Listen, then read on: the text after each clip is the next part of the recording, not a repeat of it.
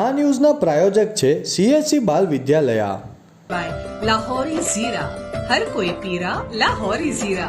વલસાડના waste railway યાર્ડમાં હિન્દુ મુસ્લિમ ભાઈઓ દ્વારા ઇફતાર પાર્ટીનું આયોજન કરાયું. તારીખ 31 માર્ચ રવિવારના રોજ 8 કલાકની મળતી માહિતી મુજબ સમગ્ર વિશ્વમાં મુસ્લિમ બિરાદરો પવિત્ર રમઝાન માસની ઉજવણી કરી રહ્યા છે. ત્યારે રમઝાન માસમાં મુસ્લિમ બિરાદરો રોઝા રાખી અલ્લાહની બંદગી કરી દેશ દુનિયાના લોકોની સારી તંદુરસ્તી માટે દુઆ કરતા હોય છે.